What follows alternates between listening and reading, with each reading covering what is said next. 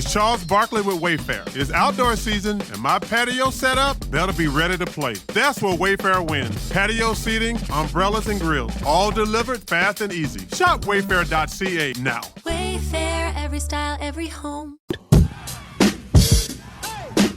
Montreal, the everyday and the extraordinary. The Elias Macco Show on CJAD 800. You may have heard tell about that reporting out of the Journal de Montréal last week. Big headline that Hydro-Québec was selling its power more cheaply to the Americans than it was to us as residential consumers here in Quebec.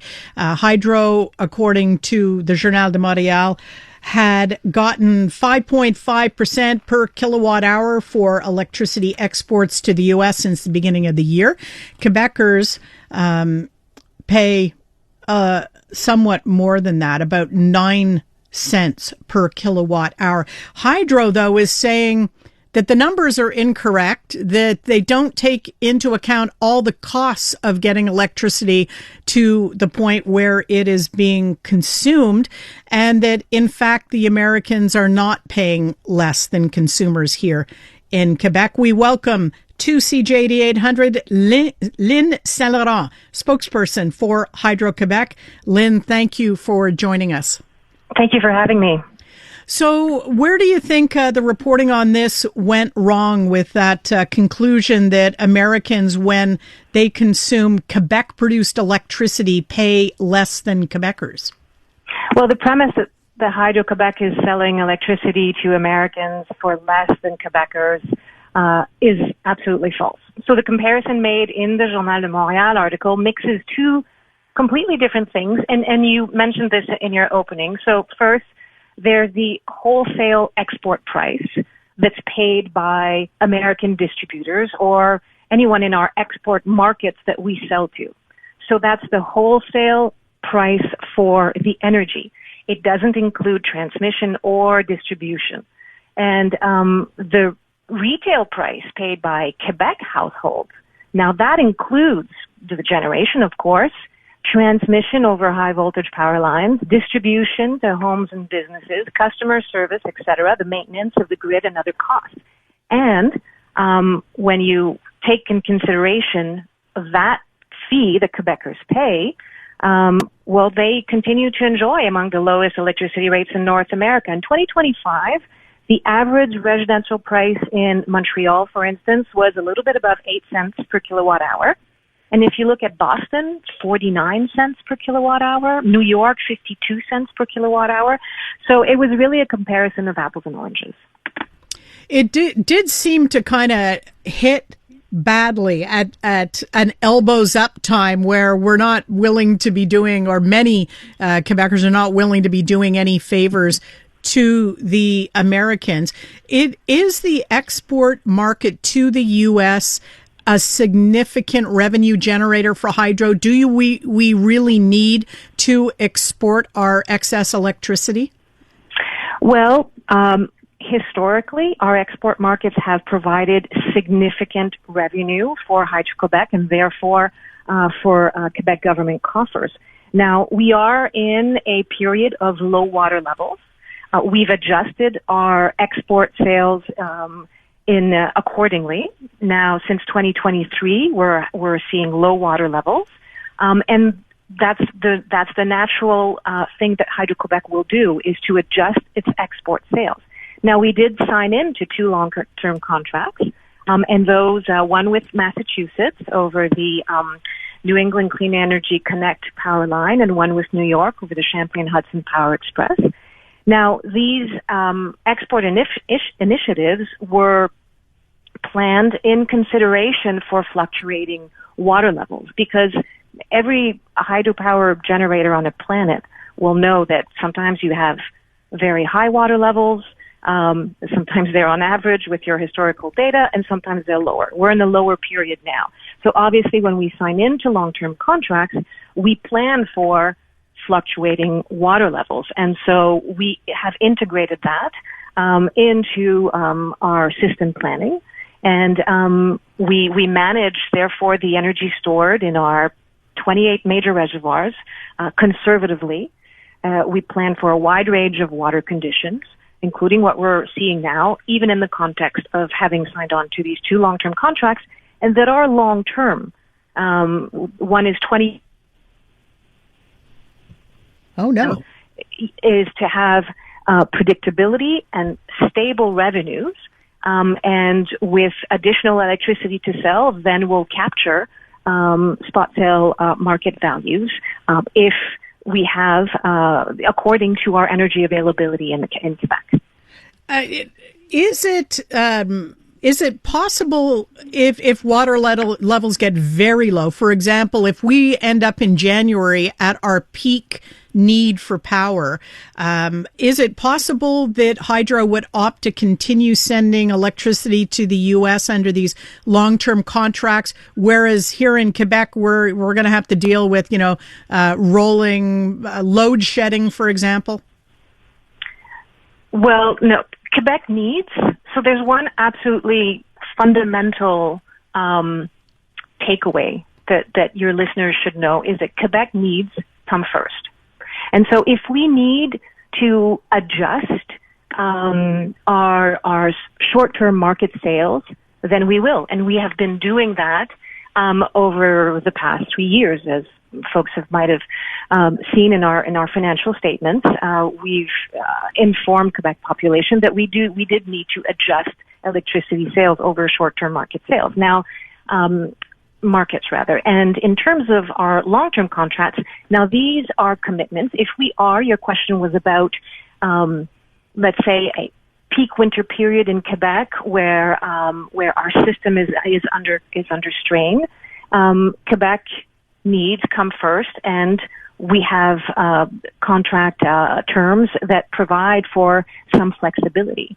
And what Hydro-Québec also does to provide, make sure that we have the energy to meet the needs of our Quebec customers, is we import power. And we have been doing more of that. Given the low water conditions in Quebec over the past 3 years, we have been increasing our imports. Now, you mentioned the new long-term deal with New York that has come online. And I think consumers understand you sign a long-term contract for anything, and generally the price per unit is lower. You know, if you sign up to a streaming service for 1 year, it's this price per month. If you sign up for 2 years, it's lower because it's a long term. I think people kind of get that. My question, though, about that line to New York is it's had a couple of glitches, and we've had to halt exports for a time. What is up with that line? Well, it entered service only recently. There is a normal adjustment phase for such large-scale infrastructure projects and of this complexity. And so, yes, there were some issues with the CHP. Now, those are being investigated as we speak, and we do expect it to be back and running in the near term. But it's been down for a number of days now. Well, there was teams were working around the clock to identify the fault. There is a fault with the terrestrial cable at a location on the U.S. portion of the transmission line. And so our cable supplier, the CHP team and Hydro-Québec teams have finalized the repair plan. The repair work has begun. It involves removing the damaged area of the cable, replacing it with new cable. And so restoring the service to the cable, obviously, as quickly as possible remains our priority. And we estimate that this repair plus the necessary post-repair testing will be completed within the coming days. I have a side question on a completely different topic, Lynn, just because we've been talking about the wildfires in northern Quebec. Mm-hmm. In some past summers, they've been dangerously close to hydro lines or hydro installations. What's the situation this summer? Do you have any points under observation? Are you worried about any of the lines or the facilities? Well, we're obviously closely monitoring the evolution of the fires.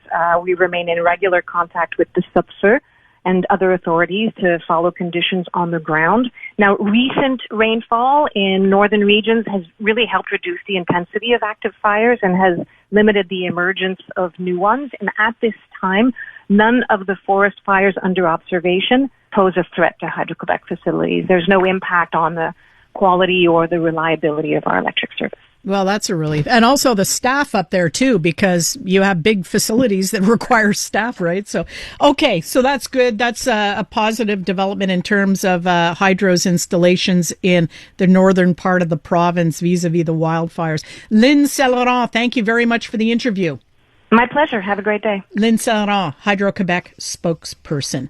It's Charles Barkley with Wayfair. It's outdoor season, and my patio set up, that'll be ready to play. That's where Wayfair wins. Patio seating, umbrellas, and grills, all delivered fast and easy. Shop wayfair.ca now. Wayfair, every style, every home.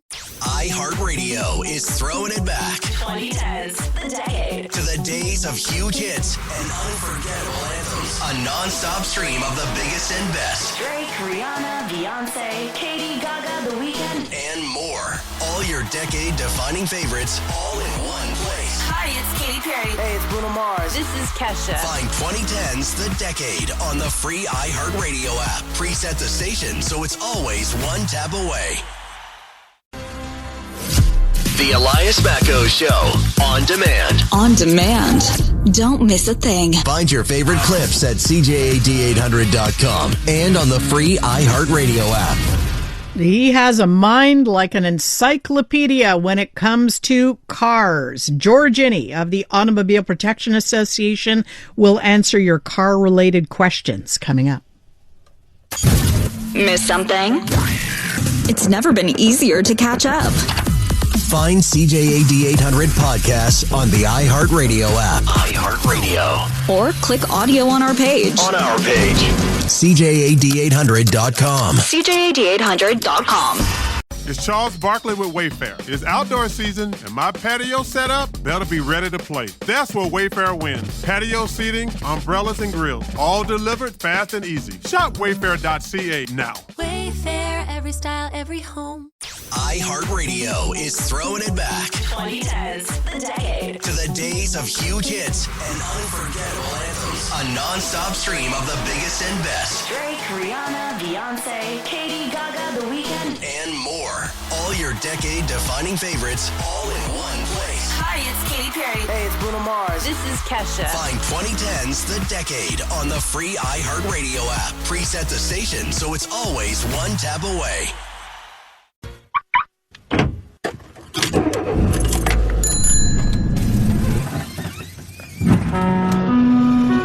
La STM vous souhaite la bienvenue à bord. You can carpool with him.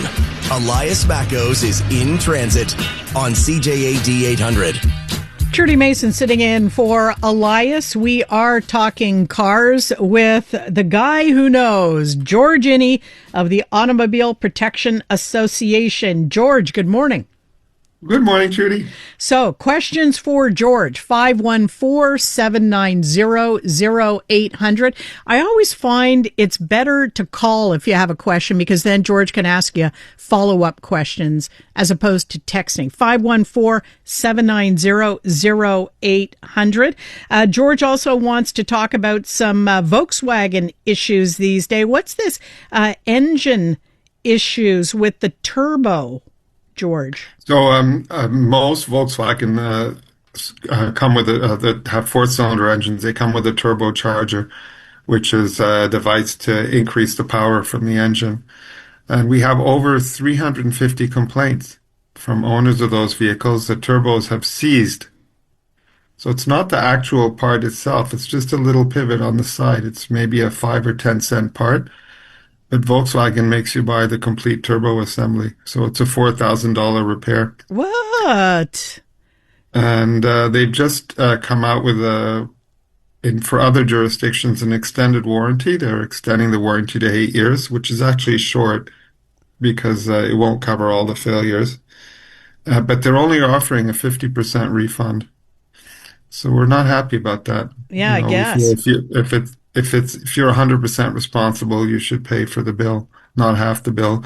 And it's one of the problems we have is that, the APA, our class action work is primarily in Quebec. And there are sort of copycat cases that get filed elsewhere, and sometimes the lawyers are in a hurry to settle. So we feel they're not really arguing for the best deal possible in those cases. This could be one of them. At half, that's if you're talking of repair price from $1,500 to $4,000, you're still on the hook for up to $2,000. That is not very magnanimous. Well, no, and in fact, the part price went up recently, so that it's now the repair with the newer higher labor rates in some cases is $5,000. Oh. And what we're finding is that about 1 out of 10, the person has a second failure of the same part. So 1 out of 10 cases. The replacement part is not improved. It's like pretty shocking. And as I said, it's just a little pin. It rusts. They should have used stainless steel and they didn't. It's a very weird thing that the companies, the reliability of the new cars, because of the speed of change and the effort to bring in electrification, reliability has nosedived over the last probably 7-8 years, you could say. But something like this is old school. It's not new technology. It's a known thing. And the company's known about it at least. I mean, the earlier models with this problem go back to 2015, but the company would have known about it since at least 6-7 years ago, because we've known about it for 5 years. So they should have solved it. And especially if it's just a switch to a stainless steel pin, because they're still, even if they're paying half, but they're paying half. So it's costing them to do the replacement. Why would they not make that tiny switch? Trudy, we asked ourselves the same question. Why would they leave on the table a $4,000 repair for a customer who's driving a cheap car like a Golf?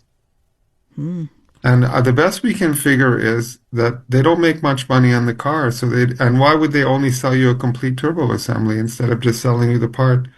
So the best we can figure is that someone internally decided that it's financially more advantageous. Often by the time this part fails, the car has already been leased and turned in, so it's a second owner who has it. That's not their customer per se. Maybe they figure they can make an extra $2,000 or something off the sale of another turbo. I think that's it. That's kind of mercenary in my book. It's programmed it's what's called programmed obsolescence, where you leave a part in that will fail before the rest of the product, and that will require someone to buy your much more expensive replacement part. And that's been alleged before, not only for automobiles, but also for large appliances. And this would be one of the cases where I think it's more clear that there is an element of that at play here. Whether VW originally designed the part to fail or not is one thing, but not coming out with a kit or being happy selling 300 and plus people a $4,000 repair. That's over $1 million those people have paid. Is definitely an indication that the status quo is okay with them. George, let's go to the phones. Fraser is on the line from Kirkland with a question about a Lexus. Hi, Fraser. What's your question for George Iny? I want to find out what George's opinion is of a 2025 Lexus UX300H hybrid. Very good. Hard to get. Toyota and Lexus hybrids, particularly the Toyota hybrids, have not enough supply for the market here. Yeah, this one's a demo. You know any problems with you've seen with them? Occasionally, if they're not driven long distances, there are battery issues on the Toyota hybrids generally, Toyota and Lexus, but that's about it. Of the hybrid vehicles out there, the Toyotas have the best track record. They also use typically the least fuel in their segment compared to a Hyundai hybrid that competes against it. Thanks for your call, Fraser. We have a couple of calls we have to get to. George, I want to just come back to the question of if it's not driven for long distances, you can have battery problems. That means that owners of Toyota hybrids should be counting on road trips every now and then for the health of their battery. It's ridiculous, I know. But I don't know what to tell you. That's what people are told. When we tell them, look, try and charge it. In some cases, the replacement battery was improved. for one of the models. Apparently, it has more reserve capacity. But what we think the source of this is the car makers in a quest to improve fuel consumption. In other words, they have reduced the amount of charging available to the battery, and so in shorter trips, maybe it doesn't quite get as charged as it used to. Also, when you park in a modern vehicle, it's never really permanently switched off.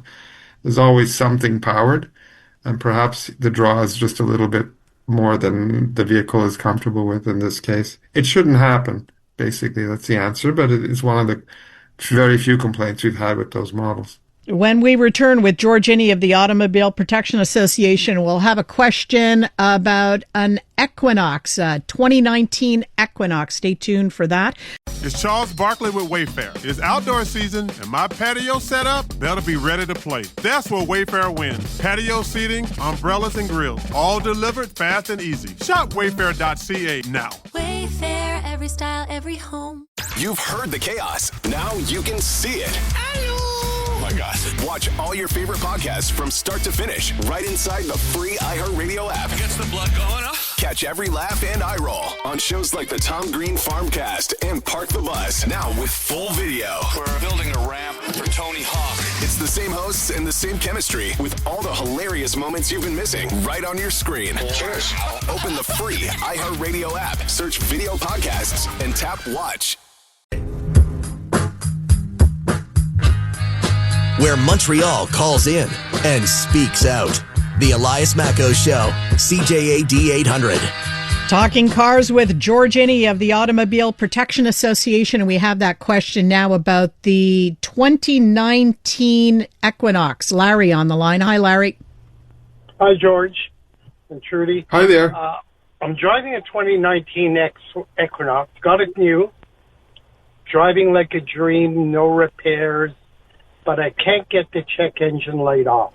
We've changed sensors, and the garage I'm dealing with now says there's a service bulletin of water condensation in the turbocharger. Is there anything the dealer's responsible for? George? Well, at this point, if you're talking about the warranty, it's over. Unless you have had work done before for the same problem that was covered by the warranty and hasn't worked out. When you say the garage, are you referring to a General Motors dealership? No, it's a private garage. And when they got frustrated, they called up the dealership. And the dealership said, yes, there's a service bulletin out on the car because water condensation keeps building up in the turbocharger. Is that a case, George, where your best bet is to go back to your dealer and get their mechanics to look at it? It's a case where you should get a second opinion. Okay. So preferably from people who can get service bulletins who are subscribers already. It's a bit unusual that unless this is some not regular bulletin. Normally there are subscription services that garages are subscribed to. Right. So I'm going to give you the name of a shop that we use for troubleshooting. Okay. It's called FYX, Fix, Centre Mécanique. Yeah. They're experts at diagnostics. Hopefully they'll be able to help you. You can mention that you've heard there's a service bulletin, so they'll look for it. It might be that problem. It might be something else. All right. Good luck to you. I'll give you the one. So they're on Boulevard Saint-Jean. Okay, and it's called FYX Mécanique. Yeah, and you figure for a diagnosis, it's 1 to 2 hours of shop time. So that could be as much as $300, depending on what the shop is charging per hour. But that's the hardest part of a car repair. It's finding out what's wrong. Actually changing the part is the easier part, usually. Okay. Allison from Dollard now has a Nissan question. Hi. I have a 2019 Nissan Qashqai, and it's pretty low mileage, like 60,000. And I'm learned now from 2 garages that I have a transmission, that I need a new transmission. And now I'm learning that it's really like notorious for this kind of car, that they have problems. Do I have any type of recourse with this? Because it's like $8,000 to repair it. George? Yes, you would have to send a demand letter to Nissan to put them on notice. Yeah. In cases like yours, in the 6th year, you're now in the 8th year or 7th year, so it's a little harder. But Nissan have occasionally offered a small discount, like the dealer will give you 10% off on labor. Nissan might give you, I don't know, 15, 20% off on the part. Unfortunately, used transmissions aren't reliable because that's usually the option for an older car. So the new transmission they're putting in came out of a wrecked vehicle. Is that what you're saying? It's a secondhand transmission? That's ideal for an older car. Yes, exactly. But with the Nissan, it's not reliable. Many recyclers don't even want to supply you that part. Good luck to you, Allison. It's a pity. The Nissan transmissions are junk, and we're in court against them. But our case only goes up to the 2018 model, so you'd have to go to small claims with your 2019. All right. Preferably with the shop that did the repair for you. You can check the APA website. There's quite a bit of information, as well as a place where you can fill out a form that would indicate that it gives you a place at least to register your complaint.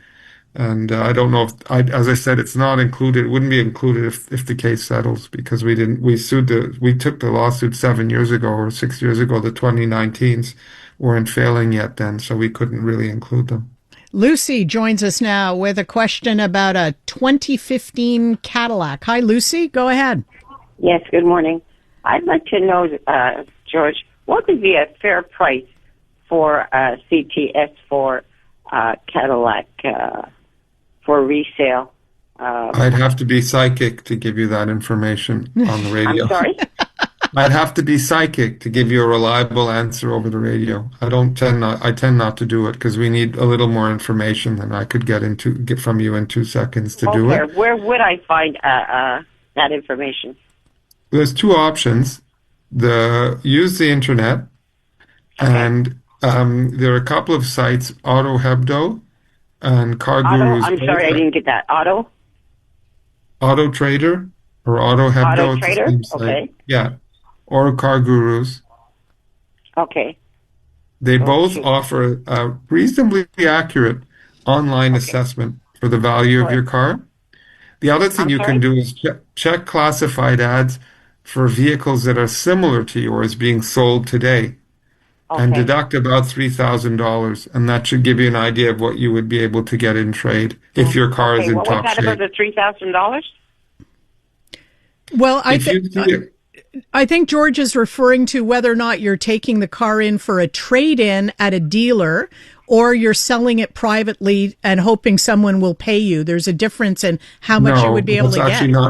No, Trudy. What we're looking at is, if you see, people will sometimes say, I see my car selling for 20 grand, so they think they could trade it in for 19. But the 20 is the full retail price from a dealer before negotiations with a warranty. So you're not going to get anywhere near that for it. A private sale will be a little lower, as Trudy pointed out, maybe $1,000 less. But your trade-in price for a luxury car would be about $3,000 to $4,000 less than what they're selling for. Sometimes the spread is even greater than that. All right. So that's one way. That's the second way to do it. The other is to call. We have an arrangement with the dealer who will put an appraisal on the vehicle, but he'll have to see it. And then it's a real number, and he cuts a check. So, because we're not interested in giving you a number out of a book that is inflated, then the person gets very happy, and then their balloon gets popped when they go into a dealership. Ooh. And that has worked very well for us in the past. So you can call if that's the case. You can get the membership with the association, and they can refer you to the dealer. Rob now is on CJAD with a question about the Volkswagen Golf 2017. Go ahead, Rob. Yes, hi, Julie. Hi, George. George, your thoughts on the 2017 Golf. I know you mentioned the turbo, or should I just stay away clear from any Golf? Or if you have any recommendations, best years or years to avoid? 2016 till, roughly 2018, very decent for a Volkswagen, which means it needs more repairs than a normal car. The things you're going to look at that hopefully have been done already, because they fail at almost universally, would be the water pump. Okay. So that's something that leaks. That's a problem. I mentioned the turbo, so that should be checked to make sure it's not binding. And then it would be just the usual stuff that you would be looking at. So oil change, oil maintenance records, because this engine is sensitive to it. And also possibly cleaning of the upper cylinder area because they tend to get carboned up a little, those engines. So if you like the performance of a Golf, because it's a pretty peppy little car, it has excellent space utilization inside. It's pretty large inside for the exterior dimensions. And if you want a hatchback, it's a very nice car to have. It just costs a little more to run than, say, a Corolla hatchback, for example. Okay, Rob, thank you for that question. I think we're going to wrap up, George, with a mystery question for you.